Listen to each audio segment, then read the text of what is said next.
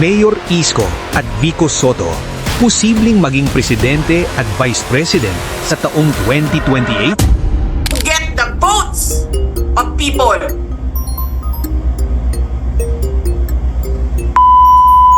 Ina ninyong lahat. Martin Romualdez, Lisa Marcos, Bongbong Marcos. Sa panahon ngayon, sirang-sira na ang tandem ni VP Sara at Bongbong Marcos, mga kababayan. Patitiwala ng mga Pilipino, sira na rin. Magtitiwala pa ba tayo? Atid ko na nagdadrag siya. Grabe to. Sa kasalukuyang sistema ng gobyerno, sanay na tayo sa parehong mga apelyido, parehong mga mukha at parehong mga pangakong paulit-ulit na binibitawan tuwing eleksyon. Ang politika ay madalas nagiging laro ng makinarya, impluwensya at utang na loob.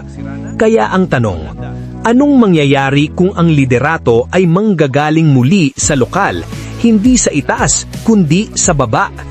Isang tambalan na parehong napatunayan ng sarili, hindi sa salita, kundi sa aktwal na resulta. Kung ikaw ay isa sa mga solid supporter ni Isko at Vico, baka pwede nyo naman nang ilike ang video at mag-subscribe na din sa channel na ito para mas maipakalat pa natin ang mga magagandang ginagawa ng mga leader na ito sa lungsod ng Pasig at ng Maynila. Tara, umpisa na natin ang kwento. Isko at Vico, bagong pag-asa. Tambalak kayong baguhin ang bansa. Good governance, hindi pangako kundi gawa. Sa bagong mundo, sama-sama tayo sa pagbabagong totoo. Para lubos na maunawaan ang bigat ng tanong na ito, simulan natin sa pinakaugat. Paano nga ba kung sa darating na 2028, si Isko Moreno ang tumakbong presidente at si Vico Soto ang maging kanyang vice-presidente? Isang tambalan na hindi galing sa tradisyonal na politikal na angkan, ngunit parehong may matibay na karanasan mula sa lokal na pamamahala. Sa kasalukuyang sistema ng gobyerno, na kadalasang dinodomina ng mga kilalang apelyedo at matatagal ng politikal na makinarya, ano kaya ang magiging epekto ng ganitong uri ng pamumuno? Handa na ba ang taumbayan, lalo na ang kabataan at ang middle class, sa isang batang tambalan na parehong nagsimula at naging matagumpay sa lokal na arena ng politika? At higit sa lahat, sa kabila ng kanilang magkakaibang personalidad at estilo, magkakasundo ba ang dalawa sa ikakaganda ng Pilipinas?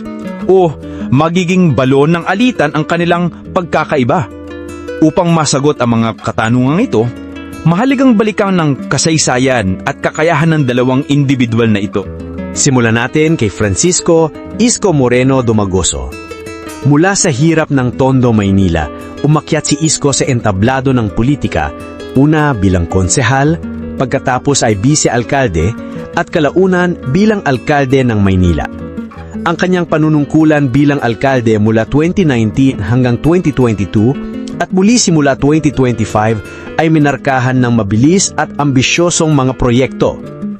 Ilan sa kanyang mga nagawa bilang mayor ng Maynila ay ang pagbabagong anyo ng mga pampublikong espasyo tulad ng makasaysayang Jones Bridge at Manila Zoo na may layuning ibalik ang dating ganda ng lungsod. Para sa urban poor, itinayo niya ang mga in-city high-rise vertical housing projects tulad ng Tondominium, Binondominium at ang Base Community na nagbibigay ng maayos na tirahan sa mga maralita. Sa edukasyon, ipinagpatuloy niya ang Iskolar ng Bayan Scholarship Program at nagpatayo ng modernong school buildings na may kompletong pasilidad.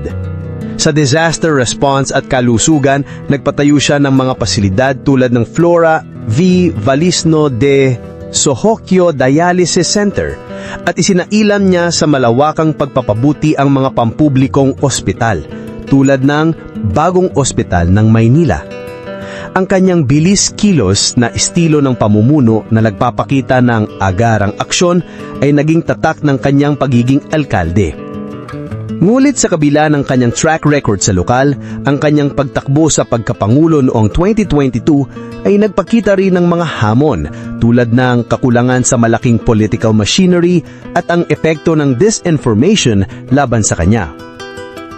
Ngayong malinaw na ang bundasyon ni Yorme, dumako tayo sa susunod na kabanata, si Victor Maria Regis Vico Nubla Soto. Ang kanyang pag-akyat sa poder bilang mayor ng Pasig noong 2019 ay naging simbolo ng pagbabago matapos wakasan ng halos 3 dekadang pamamayagpag ng isang political dynasty. Hindi siya galing sa tradisyonal na politika. Nagsimula siya bilang independent councilor. Initulak niya ang Pasig Transparency Mechanism Ordinance, ang kauna-unahang localized Freedom of Information Law sa Metro Manila. Ito ang nagbukas ng daan para sa kanyang tatak na good governance. Sa ilalim ng kanyang pamumuno, nakatuon ang Pasig sa transparent at accountable na serbisyo. Sa pamamagitan ng reforma sa procurement system at pag-alis ng palakasan system, nakatipid ang Pasig ng milyon-milyong piso na direktang ibinalik sa serbisyo para sa mamamayan. Dinoble niya ang bilang ng scholarship beneficiaries, nagbigay ng libreng serbisyong pangkalusugan sa mga pampublikong ospital at regularisado ang libo-libong kawani ng City Hall upang masiguro ang profesionalismo at ihiwalay ang serbisyo sa politika. Si Vico ay tinaguri ang face of good governance dahil sa kanyang data-driven at sistematisadong pamamalakad. Malinaw ang kanyang prinsipyong hindi utang na loob ang paglilingkod sa bayan at mariin niyang sinasabi na hindi siya tatakbo sa mas mataas na posisyon sa 2028 upang mas pagtuunan ng pansin ang pagpapahusay at pag-institutionalize ng mga reforma sa Pasig. Ito ang nagpapakita ng kanyang kakaibang pananaw sa politika na taliwas sa karaniwang ambisyon ng tradisyonal na politiko. Ngayon, ituloy natin ang what if. Paano kung sa kabila ng pahayag ni Vico, ang tadhana ay magsanib sa kanilang puwersa sa 2028? Ano kaya magiging konkreto nilang plano para sa bansa, gamit ang kanilang karanasan mula sa lokal na pamahalaan? Maaring maging sentro ng kanilang plataporma ang National Urban Renewal, natutugon sa mga problema sa pabahay, paglilinis ng kalsada at pagkontrol sa baha, mga isyong direkto nilang hinarap at pinagtagumpayan sa Maynila at Pasig. Ang kanilang anti-corruption drive ang magiging haligi ng kanilang administrasyon na may focus sa good governance at transparency.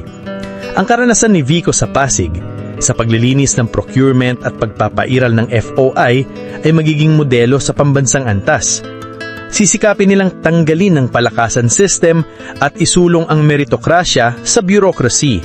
Bukod dito, inaasahang maglunsad sila ng youth-focused policies na may emphasis sa education reform at digital governance. Pareho nilang ipinapakita ang kahalagahan ng pamumuhunan sa kabataan at teknolohiya para sa pagpapaunlad ng bansa.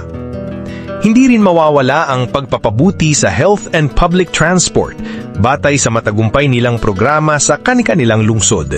Higit sa lahat, ang kanilang karanasan sa local government ay magtutulak sa kanila na isulong ang tunay na decentralization of services na nagpapalakas sa local government units o LGUs. Nakita nila sa kanilang mga lungsod ang direktang epekto ng empowered LGUs sa paghahatid ng serbisyo. Ngunit may conflict ba sa estilo ng kanilang pamumuno? Si Isko ay mas populist, mas showman na nakatuon sa agarang pagbabago, habang si Vico ay mas tahimik, sistemiko at nakatuon sa pangmatagalang reforma sa institusyon. Ang bilis kilos ni Isko at ang flywheel principle ni Vico ay maaari maging komplementaryo o maging punto ng tensyon. Ngunit ang kanilang parehong dedikasyon sa serbisyo publiko at integridad ang magsisilbing tulay sa kanilang pagkakaiba. Dito nagiging mas komplikado ang lahat. Kung sakaling maging Pangulo at Vice-Presidente ang tambalang Isko Vico, ang pinakamalaking tanong ay, babasagin ba nila ang trapo system? Ang trapo o tradisyonal na politika na nakaraniwang kinakatawan ng mga political dynasties na kumukontrol sa halos 70 to 90% ng mga posisyon sa pamahalaan ay isang malalim na ugat sa sistemang Pilipino. Parehong pinatunayan ni Isko sa Maynila at ni Vico sa Pasig na kayang gibain ang kapangyarihan ng matatagal ng angkan. Ngunit, kakayanin ba nilang harapin ang mga traditional politicians sa national level, lalo na kung hindi sila suportahan ng majority ng Congress? Ang separation of powers at ang pagiging baluarte ng mga tradisyonal na politiko sa Kongreso ay maaaring maging hadlang sa kanilang ahenda.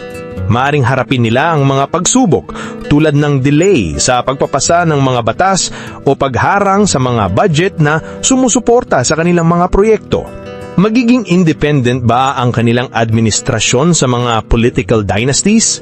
Isko sa kanyang mga pahayag ay hindi komportable sa political dynasties at naniniwalang ang loyalty ng public servant ay dapat sa tao, hindi sa partido. Si Vico naman, sa kabila ng kanyang pagiging nepo baby, ay nagpatunay na kaya niyang maging independent sa political family na kinabibilangan niya at talikuran ang trapo mindset. Gayunpaman, ang hamon ay kung paano nila proprotektahan ang kanilang administrasyon kung pasukin ng mga vested interest groups ang kanilang tambalan. Ang ganitong mga grupo ay malakas sa national politics at maaaring subukang impluensihan ang kanilang mga pulisiya para sa sariling interes. Ito ang tunay na laban, hindi lamang sa pagitan ng mga personalidad, kundi sa pagitan ng bagong sistema at ng matanda na kaugat ng kapangyarihan. Ang isang tambalang Isko Vico ay tiyak na magbubunsod ng matinding reaksyon mula sa taong bayan at mga politiko. Positibong pananaw ang maaaring mangibabaw mula sa kabataan at middle class na matagal nang naghahanap ng pagbabago at pag-asa mula sa tradisyonal na politika. Ang kabataan na aktibo sa social media at naghahanap ng systemic change ay maaaring maging malakas na puwersa sa likod nila. Ngunit, asahan din ang kritika mula sa elite at political opposition na maaaring maglungsad ng smear campaign sa social media at tradisyonal na media. Nakita na natin ito kay Isko sa nakaraang eleksyon, kung paano ang disinformation ay nakakaapekto sa kandidatura. Tatanggapin ba ng masa ang isang tambarang hindi galing sa traditional political families? Marami sa mga botante sa Pilipinas ay sanay sa mga kilalang apelyido. Ang Isko Vico tandem ay magiging pagsubok sa kung gaano kalalim ang pagbabago sa kaisipan ng botante. Kung sila ang mamumuno, mas magiging transparent ba ang gobyerno nila? Batay sa kanilang track record, malaki ang posibilidad. Ang open governance ni Isko at ang FOI initiatives ni Vico ay nagpapakita ng kanilang pangako sa transparency at accountability. Ito ay maaaring magsilbing hudyat ng isang bagong kultura ng politika kung saan ang pamamahala ay mas bukas at madaling masilip ng mamamayan. Sa lahat ng ating napag-usapan, may isang kritikal na piraso na hindi pa natin natatalakay. Isang detalyeng mag-uugnay sa lahat ng ito at maghahatid sa atin sa isang nakakagulat na konklusyon. Handa ka na ba sa pinakamalaking kung sakali sa usaping ito? At ito na nga, ang katotohanang binago ang lahat at hindi madalas na binabanggit ay ang malaking pagkakaiba at sa parehong banda, ang malalim na pagkahapareho ni Isko at Vico kumpara sa kasulukuyan at nakaraang liderato ng bansa tulad ni Pangulong Ferdinand Bongbong Marcos Jr., Vice Presidente Sara Duterte at dating Pangulong Rodrigo Duterte. Habang ang mga kasulukuyang leader ay kadalasang nauugnay sa dynastic rule o sa mga leader na galing sa mga matatagal ng angkan sa politika, sina Isko at Vico ay kumakatawan sa isang panibagong uri ng pamumuno. Si Isko, na galing sa hirap, ay nagpapatunay na ang background ay hindi hadlang sa pagiging mahusay na public servant, habang nagpapakita ng isang populistang appeal. Si Vico naman, sa kabila ng kanyang nepo baby status, ay aktibong lumaban at nagbasag ng political dynasty sa kanyang lungsod at tumanggi sa tradisyonal na ambisyon para sa mas mataas na posisyon. Sila ay nag-stand out bilang local leaders dahil sa kanilang mga concrete, action-oriented at sistematisadong diskarte sa paglilingkod. Hindi sila nakatutok lamang sa mga malalaking plataporma kundi sa aktwal na pagpapabuti ng buhay ng tao sa antas ng komunidad. Ipinakita ni Isko ang bilis ng kilo sa urban renewal at disaster response. Ipinakita naman ni Vico ang kapangyarihan ng good governance, transparency at pagpapalakas ng institusyon sa paglaban sa korupsyon. Kung sakali mangyari ang Isko-Vico tandem, ito ay hindi lamang simula ng bagong political era, kundi magiging hudyat ng pagbabago sa political culture ng Pilipinas. Ito ang magiging inspirasyon para sa susunod na henerasyon ng mga leader na ang tunay na kapangyarihan ay nasa tapat at epektibong paglilingkod sa lokal na antas na Pagmamahal sa bansa. Ito ang dahilan kung bakit kahit isang what if lang ito ay napakahalaga nitong pag-usapan. Dahil ito ang blueprint, ang inspirasyon para sa kinabukasan ng isang Pilipinas na pinangarap nating lahat. Mula sa ating masusing paglalakbay sa mundo ng what ifs at posibleng kinabukasan, malinaw na ang isang tambalang Isko-Vico ay higit pa sa isang simpleng political scenario. Ito ay salamin ng ating pag-asa para sa isang gobyernong tunay na nakikinig, naglilingkod at nagbabago. Ang kanilang karanasan bilang local leaders ay nagpapakita na ang tunay na pagbabago ay nagsisimula sa pinakamababang antas at ang integridad ay isang halaga na hindi matutumbasan ng pera o impluensya. Ano ang iyong natutunan sa deep dive na ito? Naniniwala ka ba sa posibilidad na ito? Ibahagi mo ang iyong kaisipan at reaksyon sa comment section sa ibaba. Kung nagustuhan mo ang malalim na pagsusuri na ito, huwag kalimutang mag-like, subscribe sa aming channel, at i-hit ang notification bell para sa susunod pa nating mga paksa at diskusyon na magbubukas ng iyong isipan. Hanggang sa muli at tandaan, ang kinabukasan ng ating bansa ay nasa ating mga kamay, sa bawat boto, sa bawat desisyon. At Vico, bagong pag-asa, tambalak kayong baguhin ang bansa. Good governance, hindi pangako kundi gawa. Sa bagong mundo, sama-sama tayo sa pagbabagong totoo.